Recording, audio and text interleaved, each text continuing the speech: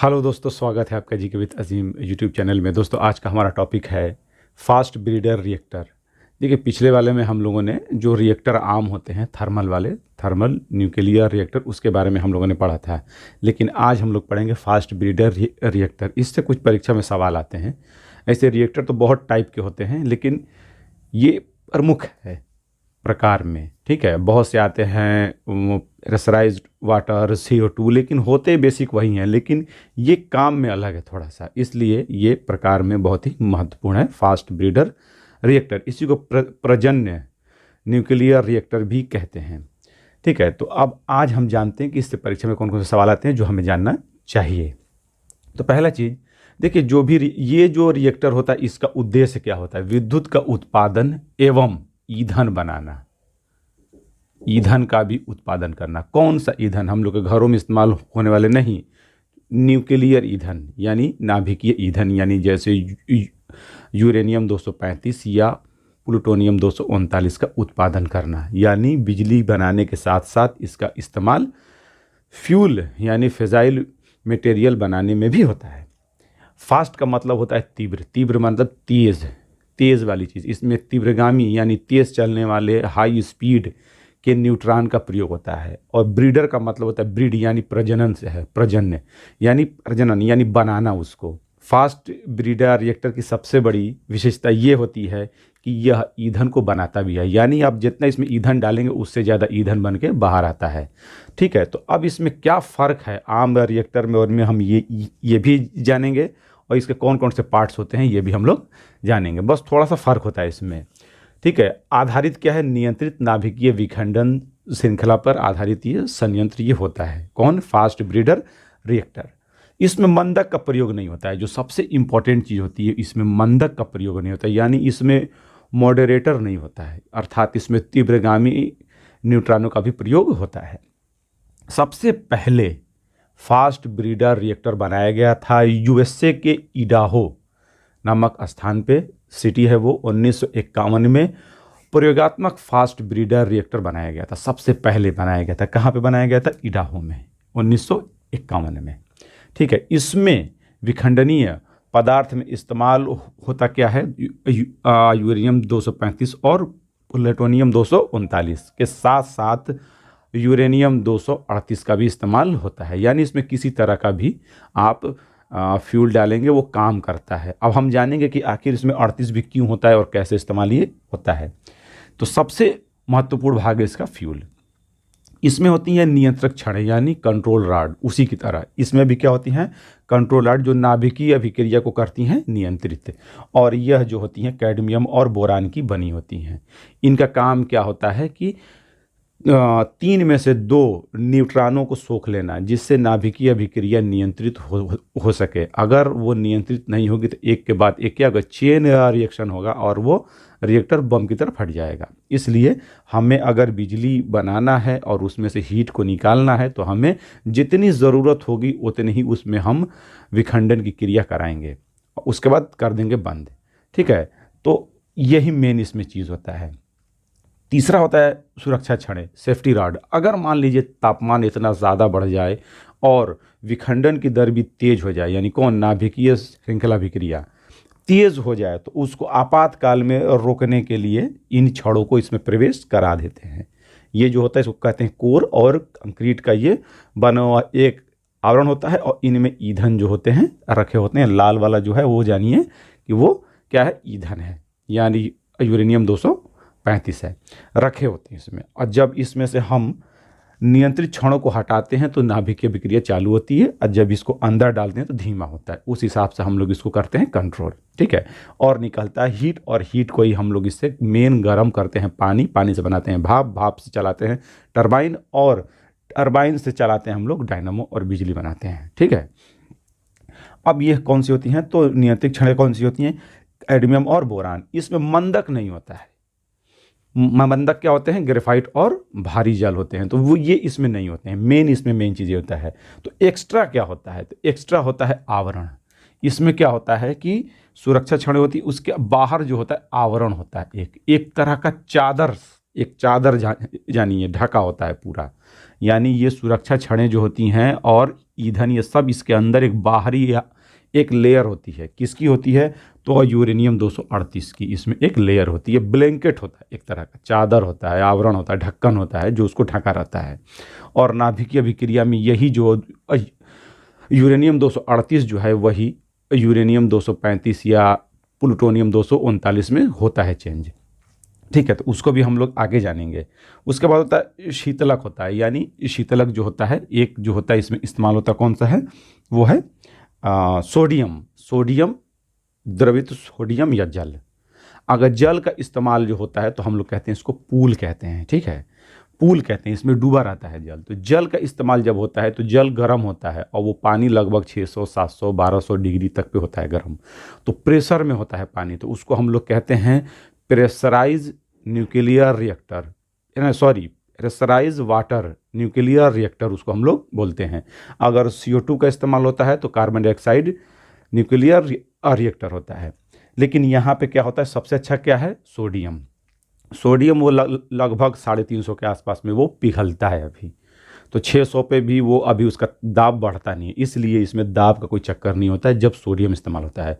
क्योंकि पानी अगर उतना पे गर्म होगा, प्रेशराइज होगा तो फटने का चांस होता है। इसीलिए सेफ्टी के तौर पे द्रवित सोडियम का इस्तेमाल होता है। ये जाके इसमें क्या होता है, पिघल जाता है और फिर यहाँ से वो ऊष्मा को बाहर लेके यहाँ पे आता है और इसमें इस मटेरियल को करता है गर्म। इसमें सोडियम होगा या जल होगा, उसको गर्म करता है और वो गर्मी फिर जाती है यहाँ पे एक स्टेज ज़्यादा होता है, जबकि थर्मल वाला में ये वाला स्टेज नहीं होता। अगर आप मेरा पिछले वाला वीडियो देखें तो उसमें मैंने दिखाया कि एक ये स्टेज नहीं होता है। क्योंकि ये जो सोडियम होता है ये ऑलरेडी रेडियो एक्टिव होता है। अब रेडियो एक्टिव इसमें जाता है, तो रेडियो एक्टिव को इससे अलग करने के लिए एक चेम्बर और होता है, बॉयलर होता है। तो ये यहाँ से आया, इसको कुछ रेडियो एक्टिव किया थोड़ा सा, अब ये इसमें घुमा। इस तरह से रेडियो एक्टिविटी आम पानी में जाता नहीं है। यहाँ से पानी होता है गर्म और बनता स्टीम, और स्टीम पड़ता है यहाँ पे और टरबाइन घूमता है और फिर यहाँ पे ठंडा होता है। ठंडा होके कूलेंट में, टावर में ये ठंडा होके फिर पानी बन जाता है, फिर पानी फिर इसमें जाता है। ये इससे अलग होता है, इसलिए इसमें रेडिएशन का खतरा बड़ा कम होता है फास्ट ब्रीडर रिएक्टर में। और ये घूमता है और इससे बनती है बिजली। कौन है ये? टरबाइन। और इससे जुड़ा हुआ है कौन? डायनामो। और ये होता है कंडेंसर, ये इसको कर लेता है पानी को ठंडा।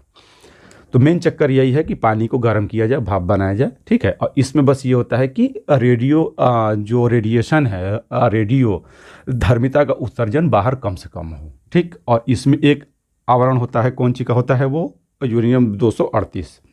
यूरेनियम 238 प्रकृति में 99.3% मिलता है। 0.7% ही यूरेनियम 235 मिलता है। हम लोग करते क्या हैं कि यूरेनियम 235 से विखंडन करके न्यूट्रॉन को निकालते हैं और उससे हम लोग यूरेनियम 238 को बना लेते हैं प्लूटोनियम में, और फिर उसका ईंधन की तरह इस्तेमाल होता है। तो सुरक्षा छड़ें क्यों होती हैं? आपातकाल में ये संपूर्ण न्यूट्रॉन को सोखता है, इसलिए इस्तेमाल होता है। शीतलक आप जान गए। अब होता है परिरक्षक यानी शील्ड। कंक्रीट की एक मोटा सा एक आवरण होता है जिससे नाभिकीय विखंडन की क्रिया के दौरान निकलने वाले रेडिएशन यानी अल्फा बीटा गामा, खासतौर से गामा रे बाहर ना आ सके, अंदर ही रहे और हीट भी अंदर रहे। ठीक है, अब आता क्या है कि ये कैसे करता है काम? तो करता काम क्या है कि ये मेन जो चीज़ होता है कि यूरेनियम 238 तो जान ही रहे हैं कि आप, ये मिलता है ज़्यादा, लेकिन 35 का ही होता है विखंडन। तो सबसे पहले 35 का इसमें विखंडन कर देते हैं और उसमें से 3 इलेक्ट्रॉन बाहर आते हैं। एक इलेक्ट्रॉन नाभिकीय अभिक्रिया को रखता है जारी, और 2 जो होते हैं न्यूट्रॉन वो यूरेनियम 238 को प्लूटोनियम 239 में बदल देते हैं। जैसे यहाँ पे देखिए, जब विखंडन की क्रिया होती है तो 35 तो होता है, टूटता है और उससे 3 इलेक्ट्रॉन बाहर आते हैं। एक विखंडन में स्वयं इसको करता है चालू और 2 जो होते हैं मिलते हैं। एक इसमें रिएक्शन यहाँ पे दिखाया गया है। यूरेनियम 238 से जब एक न्यूट्रॉन टकराता है तो उसके नाभिक में घुस जाता है, सोख लेता है और बनता है यूरेनियम 239, ये अस्थायी होता है, इससे एक बीटा कण बाहर आता है और नेपच्यूनियन बनता है 239 और फिर इससे एक आता है बीटा कण बाहर और बनता है प्लूटोनियम 239, यही बनता है।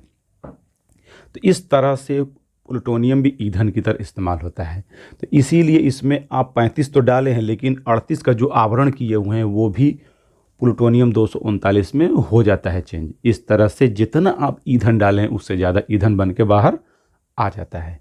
ठीक है, अगर आप थोरियम का इस्तेमाल किए हैं तो उसको हम कहते हैं थोरियम रिएक्टर, जो कि भारत भी बना रहा है। मद्रास के कल्पक्कम में ये रिएक्टर बन रहा है। इसमें एक न्यूट्रॉन जब टकराता है थोरियम 232 से तो बनता है थोरियम 233, बीटा कण बाहर आता है। ठीक है, और फिर इससे बनता है पैलेडियम 233 और बीटा कण इससे भी बाहर आता है और बाद में बनता है यूरेनियम 233, जो कि एक यूरेनियम का ही समस्थानिक है, उसका भी इस्तेमाल होता है। ये नेपच्यूनियन जो है इसकी लाइफ जो होती है केवल 5 डे होती है, इसलिए 5 दिन बाद स्वयं वो बन जाता है। और फिर इन छड़ों को जो ये कंबल की तरह बनाया गया है चारों तरफ दीवार की तरफ, इसको निकाल लेते हैं। अब प्रोसेस करके प्लूटोनियम 239 निकाल के अपना काम करते हैं। ठीक है, तो ये इसी तरह करता है काम। ऊष्मा को निकालता कौन है बाहर कोर से? शीतलक, यही। और यही भाप बनता है, इसी से पानी गर्म होता है, गर्म होकर बाहर होता है और वही उसी भाप से चलाते हैं टरबाइन। और शीतलक होता कौन है? द्रवित सोडियम या जल। ठीक है, अब देखते हैं फास्ट ब्रीडर रिएक्टर और आम थर्मोन्यूक्लियर रिएक्टर में फ़र्क क्या है।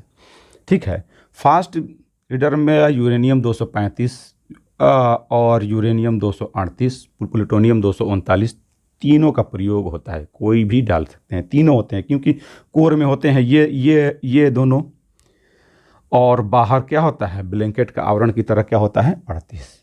ठीक, जबकि थर्मो न्यूक्लियर में केवल इस्तेमाल होता है यूरेनियम 235 तथा प्लूटोनियम 239, क्योंकि तभी ही विखंडन होगा। इस पे मैंने वीडियो बनाया है, नाभिकीय संलयन विखंडन क्या है, इस पे भी मैंने वीडियो बनाया है, आप लिस्ट में जाकर उसे ज़रूर देखें। इसमें मंदक का प्रयोग नहीं होता है। फास्ट ब्रीडर में क्या होता है, मंदक का प्रयोग नहीं होता है, जबकि मंदक इसमें एक थर्मो न्यूक्लियर में मंदक एक महत्वपूर्ण भाग है, इसके बिना काम होगा ही नहीं। ठीक है, और मंदक कौन कौन से होते हैं? ग्रेफाइट और भारी जल D2O।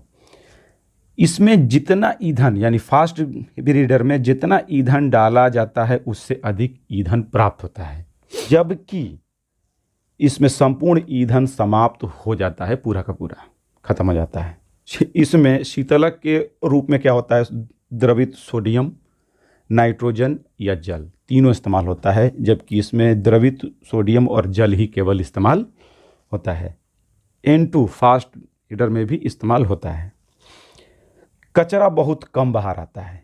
वजह क्यों है कचरा कम बाहर आने का? क्योंकि ज़्यादातर मटेरियल जो है वो चेंज होता है फिर से ईंधन में, जबकि इसमें कचरा अधिक आता है। ये 3 लूप में होते हैं, 1, 2, 3, जबकि थर्मो न्यूक्लियर जो होते हैं 2 लूप में होते हैं। इसलिए फास्ट ब्रीडर रिएक्टर में रेडियोधर्मिता यानी रेडियो एक्टिविटी का, रेडिएशन का बाहर आने का चांस बड़ा कम होता है, जबकि इसमें खतरा बना रहता है। ठीक है, तो यही पॉइंट थे जो आपको जानने चाहिए। इसमें सबसे बड़ा जो फ़र्क होता है, इसमें मंदक नहीं होता है और मंदक के जगह पर अविखंडनीय पदार्थ जैसे यूरेनियम 238 का प्रयोग होता है। और ये इस तरह से कुछ रिएक्शन होता है। अब सबसे पहले कहाँ बनाया गया था? इडाहो में बनाया गया था, USA के। तो ये था फास्ट ब्रीडर रिएक्टर, और इसमें न्यूट्रॉन जो बाहर आते हैं वो तीव्रगामी होते हैं, जिससे विखंडन की क्रिया होती है। मंद भी होते हैं जो यूरेनियम 238 को विखंडन भी करते हैं, और इसमें मॉडरेटर का प्रयोग यानी मंदक का प्रयोग नहीं होता है। ये ज़्यादा बढ़िया है और थर्मो न्यूक्लियर ओल्ड है डिज़ाइन, जबकि ये ज़्यादा अच्छा है क्योंकि इसमें ईंधन हमें मिलता रहता है, आपको खरीदने की ज़रूरत नहीं है। तो यही था फास्ट ब्रीडर रिएक्टर। मुझे उम्मीद है कि आपको ये वीडियो समझ में आया होगा। अगर ये वीडियो आपको समझ में आया है तो इस वीडियो करिएगा लाइक, और अगर आप इस चैनल पर नए हैं तो इसे करिएगा सब्सक्राइब। मिलते हैं फिर हम एक अगले वीडियो में, तब तक के लिए अलविदा, जय हिंद।